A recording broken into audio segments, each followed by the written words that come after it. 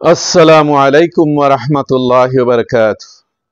আলহামদুলিল্লাহি ওয়া কাফা ওয়া সালামুন আলা ইবাদিহিল্লাযিনা ইসতাফা আম্মা বা'দ। সম্মানিত প্রিয় দর্শক ও শ্রোতা,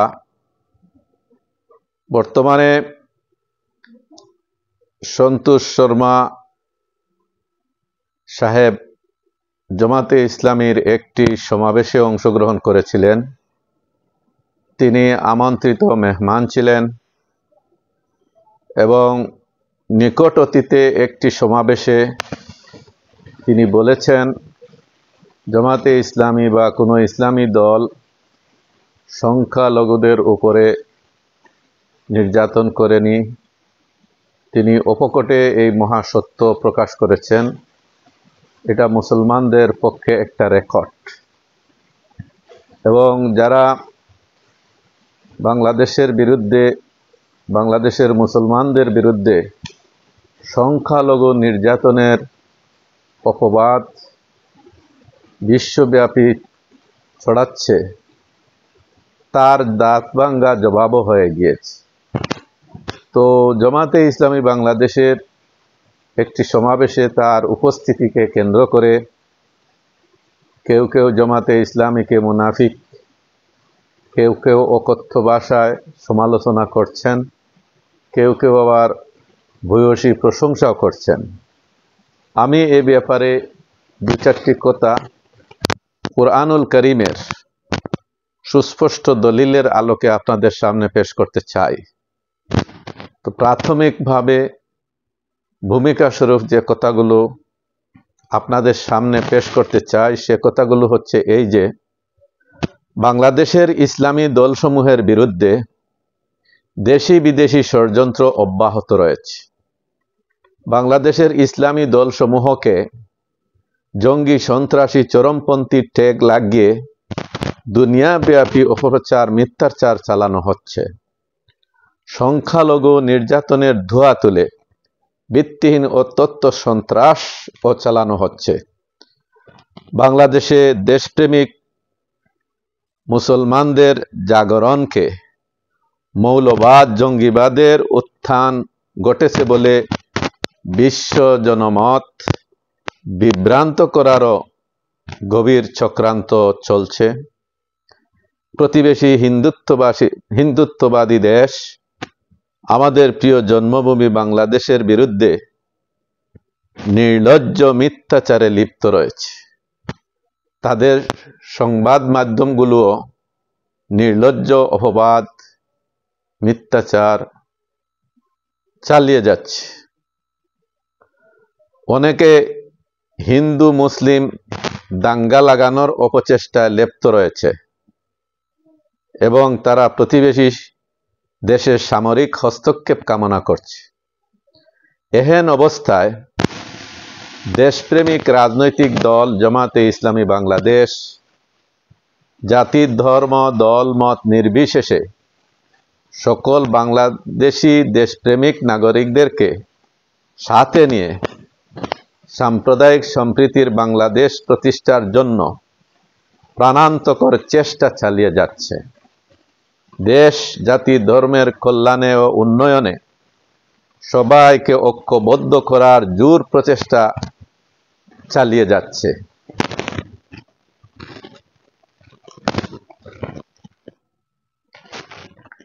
বাংলাদেশে বিভিন্ন জাতি ধর্মের লোক রয়েছে, যেমন হিন্দু, বৌদ্ধ, খ্রিস্টান, চাকমা, জৈন সহ আরো অনেকে।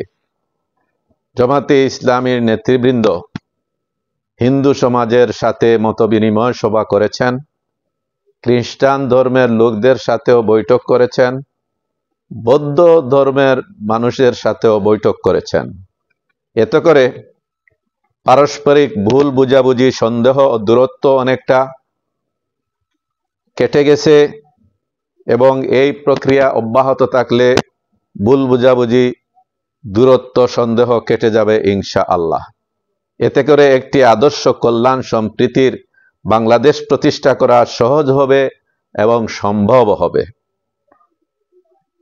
এই উদ্দেশ্যে জামাতের আমির জনাব শফিকুর রহমান সাহেব এবং জামাত নেতৃবৃন্দ যা করছেন তা সকলের কাছেই প্রশংসনীয় উদ্যোগ এবং এটা গ্রহণযোগ্য কাজ। সবাই তার প্রশংসা করছেন।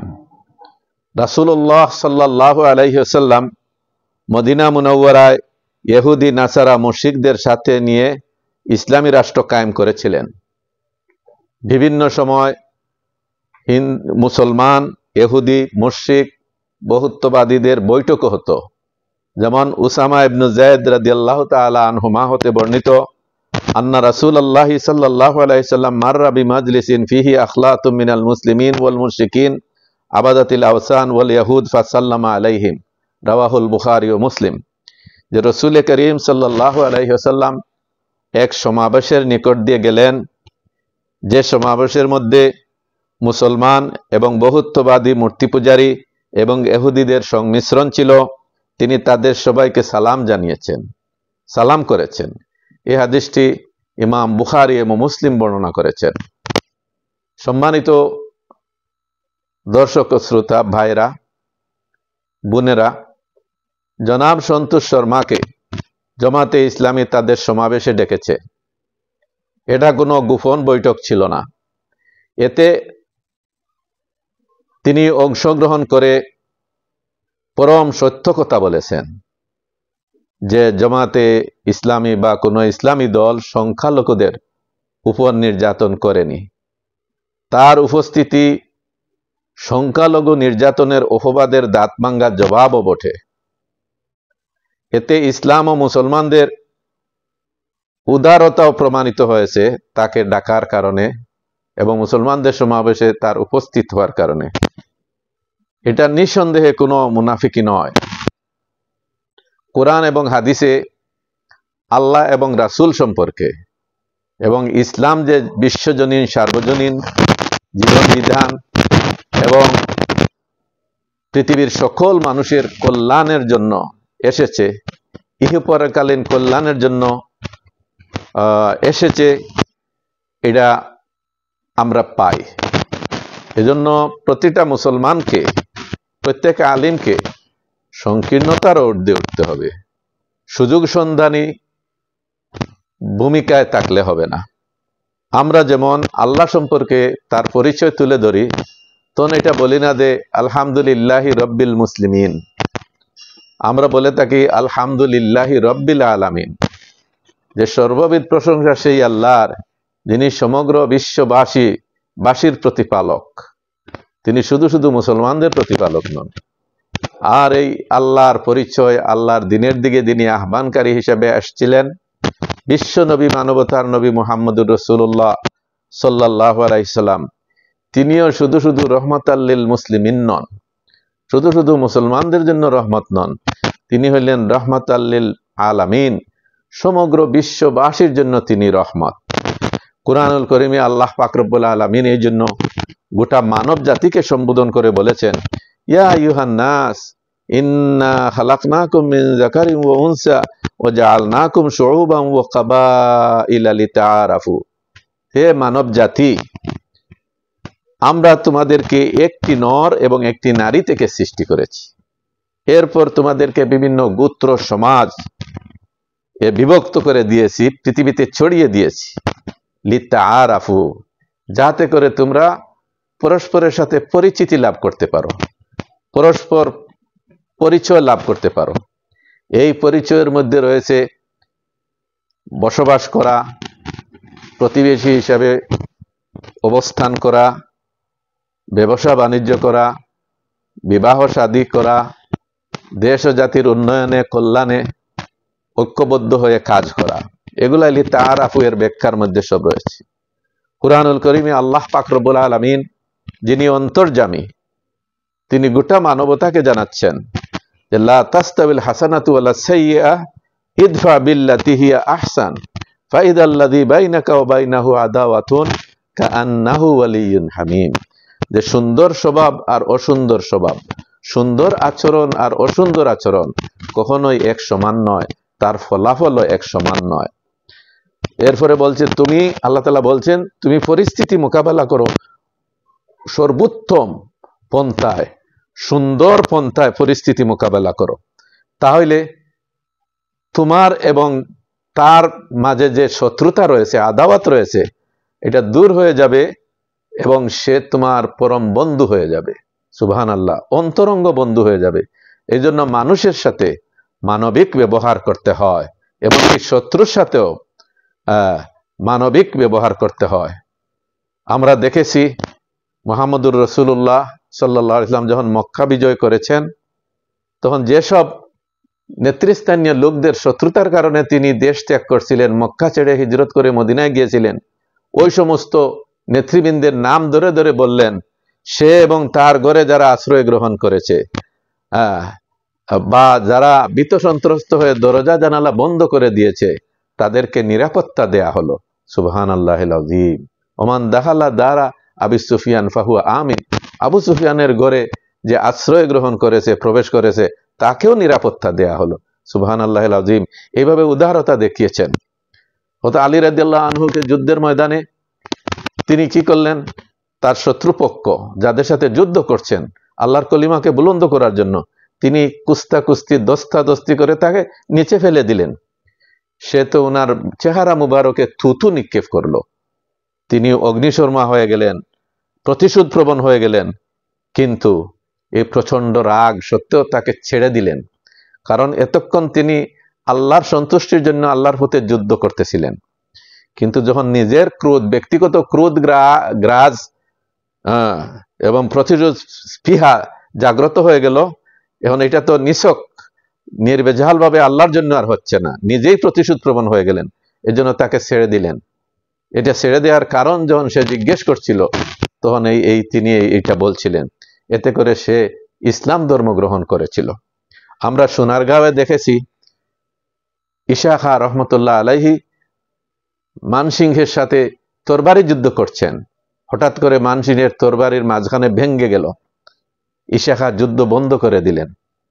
তিনি সাথে সাথে সুযোগ নিলেন না, মানসিংহের উপরে চড়াও হইলেন না, যিনি যুদ্ধ বন্ধ করে দিলেন। মানসিংহের স্ত্রী আসিয়া প্রাণ ভিক্ষা চাইলেন। ঈশা খাঁ বললেন, মুসলমান কোনো নিরস্ত্রকে হত্যা করে না। সুবহানাল্লাহিল আযীম। এরপর সেকেন্ড ইন কমান্ড, দ্বিতীয় ব্যক্তির কাছে যে তরবারি ছিল ঈশা খাঁর, সেকেন্ড ব্যক্তি, তার কাছ থেকে তরবারি এনে মানসিংহকে দিয়ে বললেন, আবার লড়াই চলুক। এটাকে কল্পনা করা যায় বর্তমান যুগে? কিন্তু মানসিংহ বললেন, এমন মহানুভব ব্যক্তির বিরুদ্ধে আর আমি যুদ্ধ করব না, আমি আত্মসমর্পণ করলাম। যে এই যে ইসলামের উদারতা, এই যে মানবিক ব্যবহার, এটা পৃথিবীর মানুষের জন্য এটা নজির, এটা অনুসরণীয় দৃষ্টান্ত। তো জামাতে ইসলামী বাংলাদেশ বৌদ্ধ সম্প্রদায়ের সাথে বৈঠক করেছেন, হিন্দু সম্প্রদায়ের সাথে বৈঠক করেছেন, খ্রিস্টান সম্প্রদায়ের সাথে বৈঠক করেছেন, এবং জামাত আমির ডাক্তার শফিকুর রহমান হাফিজাহুল্লাহ তিনি বলছেন, আমি সংখ্যালঘু শব্দ ব্যবহার করতে নারাজ। আমরা সংখ্যালঘু বলি না, এটা আমাদের পরিভাষাও নয়। আমরা সবাই হিন্দু, বৌদ্ধ, খ্রিস্টান, জৈন, আরো যারা আছেন মুসলমান, সবাই এই জন্মসূত্রে বাংলাদেশের আমরা নাগরিক, সবাই বাংলাদেশি, সবাই বাংলাদেশের নাগরিক। ওটা দেশ ও জাতির কল্যাণে, উন্নয়নে আমাদের সবাইকে ঐক্যবদ্ধ হইতে হবে। দল মত ধর্ম নির্বিশেষে সবাইকে ঐক্যবদ্ধ হইতে হবে। জামাত নেতৃবৃন্দ এইভাবেই আহ্বান জানাচ্ছেন, সংখ্যালঘু বলছেন না। তো সংখ্যালঘু শব্দটা উচ্চারিত হয় বলে আমি উচ্চারণ করছি, অথবা আমিও সংখ্যালঘু শব্দ ব্যবহারের পক্ষপাতী নই। কারণ কুরআনুল কারীমে আমার আল্লাহ বলেছেন, ওমা মিন দাব্বাতিন ফিল আরদ ওয়ালা তাইরিন ইয়াতিরু বিজানাহাইহি ইল্লা উমামুন আমসালুকুম। যে পৃথিবীতে বিচরণশীল এমন কোনো জীব নেই, দু ডানা দিয়ে আকাশে উড়ে এমন কোনো পাখি নাই, কিন্তু হে মানুষ, তারাও তোমাদের মতো এক একটা জাতি। এই পৃথিবীতে বেঁচে থাকার ন্যায্য অধিকার সকলের রয়েছে। সুবহানাল্লাহিল আযীম। এটা কুরআনুল কারীমের ঘোষণা। এরপরে আসুন আপনারা লক্ষ্য করুন, মুসলমানদেরকে বলা হয় মুয়াহহিদুন, তারা একত্ববাদী। আর হিন্দু, বৌদ্ধ, খ্রিস্টান তাদেরকে বলা হয় মুশরিকুন, বহুত্ববাদী। তারা তৃতীয়খোদায় বিশ্বাসী। হিন্দু ধর্মে তো অসংখ্য অগণিত উপাস্যে তারা বিশ্বাসী, কিন্তু আল্লাহ তাআলা কুরআনুল করিমে সামাজিক জীব হিসাবে, মানুষ হিসাবে কেমন আচরণ করতে হবে নিজে তিনি পরিষ্কারভাবে কুরআনুল করিমে বলছেন। ওয়াইন আহাদুম মিনাল মুশরিকিন ইস্তাজারাকা ফাজিরহু হাত্তা ইয়াসমা কালাম আল্লাহ সুম্মা আবলিগহু মানাহু। সুবহানাল্লাহ। আল্লাহ তাআলা বলছেন, কোন মুশরিক, বহুত্ববাদী, মূর্তি পূজারী কোন ব্যক্তি যদি তোমার কাছে আশ্রয় চায়, তুমি তাকে আশ্রয় দিবে, যাতে করে সে আল্লাহর কালাম শুনতে পায়। তাকে আল্লাহর কালাম শোনাবে, এরপর তাকে তার নিরাপদ জায়গায় তাকে পৌঁছে দিবে। সুবহানাল্লাহিল আযীম। তাফসীরে কুরতুবীতে লিখেছে যে আল্লাহর কালাম শুনাইলে সে যদি গ্রহণ করে তো আলহামদুলিল্লাহ, আর না শুনাইলে সে গ্রহণ না করলেও তাকে নিরাপত্তা দিতে হবে এবং তার নিরাপদ জায়গায় তাকে পৌঁছে দিতে হবে। এটা আল্লাহর নির্দেশ এবং এটা মানবিক দায়িত্ব এবং কর্তব্য। সুবহানাল্লাহিল আযীম। সূরা আল হাদীদে, সূরা কুরআনুল কারীমে সূরা মুজাদালার মধ্যে আল্লাহ তাআলা বলছেন, লা ইয়ানহাকুমুল্লাহু আনিল্লাযীনা লাম ইউকাতিলুকুম ফিদ-দীন ওয়া লাম ইখরিজুকুম মিন দিয়ারিকুম আন তাবাররুহুম ওয়া তুকসিতু ইলাইহিম ইন্নাল্লাহা ইউহিব্বুল মুকসিতিন। সুবহানাল্লাহ। আল্লাহ তাআলা ওইসব লোকদের ব্যাপারে তোমাদেরকে নিষেধ করেন না যারা তোমাদের সাথে ধর্ম যুদ্ধে লিপ্ত নয় এবং তোমাদেরকে তোমাদের বাড়ি ঘর থেকে বের করে দিচ্ছে না। আল্লাহ তাআলা নিষেধ করেন না তোমাদেরকে আনতাবাররুহুম, তাদের সাথে মহানুভবতা প্রদর্শন করতে, তাদের সাথে সৌজন্য সুন্দর ব্যবহার করতে আল্লাহ নিষেধ করেন না। ওয়াতুকসিতু ইলাইহিম, এবং তাদের সাথে ইনসাফপূর্ণ আচরণ করতে আল্লাহ নিষেধ করেন না। ইন্নাল্লাহা ইউহিব্বুল মুকসিতিন, নিশ্চয়ই আল্লাহ তাআলা ইনসাফকারী, ন্যায়পরায়ণ লোকদেরকে ভালোবাসেন, পছন্দ করেন। সুবহানাল্লাহ। কুরআনে কারীমে আল্লাহ আরো বলেন, ওমা ইয়াজলিম মিনকুম নুযিকহু আযাবান কাবীরা, তোমাদের মধ্যে থেকে যে ব্যক্তি জুলুম করবে, অত্যাচার করবে, নির্যাতন করবে, তাকে আমি কঠিন মহা আযাবের শাস্তির স্বাদ আস্বাদন করাবো। নাউযুবিল্লাহ। আবার নবীজি তার উম্মতকে সতর্ক করে বলেন, ইত্তাকু দাওয়াতাল মাজলুম, মজলুমের আর্তনাদকে তোমরা ভয় করো, ওয়াইন কানা কাফেরা, যদিও সে কাফির হয়, অবিশ্বাসী হয়, অমুসলিম হয়। কারণ জুলুম করা যাবে না, কোন সৃষ্টির প্রতি জুলুম করা যাবে না। মানুষ কেন, কোন সৃষ্টির প্রতি জুলুম করা যাবে না। কুরআনুল কারীমে আছে, পৃথিবীর নিকৃষ্টতম জালিম, যার নাম সবাই জানে, ফেরাউন, তার কাছে মুসা আলাইহিস সালাম এবং হারুন আলাইহিস সালামকে পাঠানো হয়েছে। এবং কি জন্য পাঠানো হয়েছে আল্লাহ উল্লেখ করেছেন যে ইন্নাহু তাগা, সে সীমা লঙ্ঘন করেছে। এবং তার সাথে কেমন ভাষায় কথা বলতে হবে এটা আল্লাহ বলে দিয়েছেন, ওয়াকুলা লাহু কাওলান লাইয়িনা, তোমরা তার সাথে নম্র ভাষায়, ভদ্রচিত ভাষায় কথা বলবে। সুবহানাল্লাহ। আল্লাহ তাআলার নির্দেশই হইল ওয়াকুলু লিন-নাসি হুসনা, তোমরা মানুষকে সুন্দর কথা বলো, মানুষের সাথে সুন্দর করে কথা বলো। সুবহানাল্লাহিল আযীম। অতএব মানুষের মধ্যে মানবিক গুণাবলী থাকা চাই। আল্লাহ রাসূল সাল্লাল্লাহু আলাইহি ওয়াসাল্লাম প্রতিবেশী 3 শ্রেণী, এটা বলতে গিয়া তৃতীয় শ্রেণীর প্রতিবেশী সম্পর্কে বলছেন, ও রাজুলুন মুশরিকুন লাহু হাক্কুল জাওয়ার, বহুত্ববাদী ব্যক্তি যার রয়েছে প্রতিবেশীর অধিকার। রাজুলুন কাফিরুন লাহু হাক্কুন জাওয়ার, অবিশ্বাসী ব্যক্তি যেটা ইসলামকে স্বীকার করে না, তার রয়েছে প্রতিবেশীর অধিকার। সুবহানাল্লাহ। আল্লাহ রাসূলের সাধারণ ঘোষণা হলো, খায়রুন নাস মান ইয়ানফাউন নাস, সেই শ্রেষ্ঠ মানুষ যে মানুষের উপকার করে, মানুষের কল্যাণ করে। অতএব সম্মানিত দিনী ভাই ও বোনেরা, জামাতে ইসলামীর ব্যাপারে যে বিরুদ্ধে যে মিথ্যাচার, অপপ্রচার এবং বিভ্রান্তি ছড়ানো হচ্ছে, আপনারা এতে প্রভাবিত হবেন না, বিভ্রান্ত হবেন না।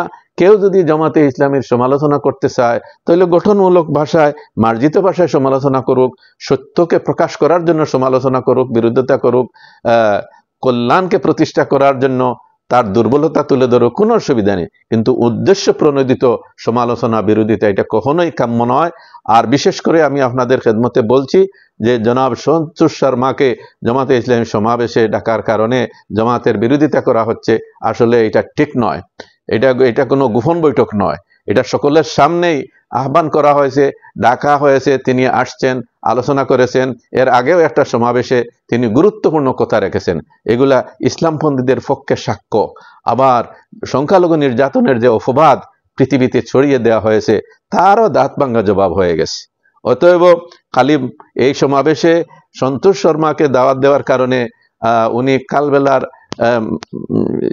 টিভির মালিক আর র এর এজেন্ট ইত্যাদি বলিয়া মানুষকে বিভ্রান্ত করা ঠিক নয়। তিনি হইতে পারেন, কিন্তু তিনি বাংলাদেশের নাগরিক, এবং তার সাথে কথা, একসাথে বসা, এগুলা হইতে পারে।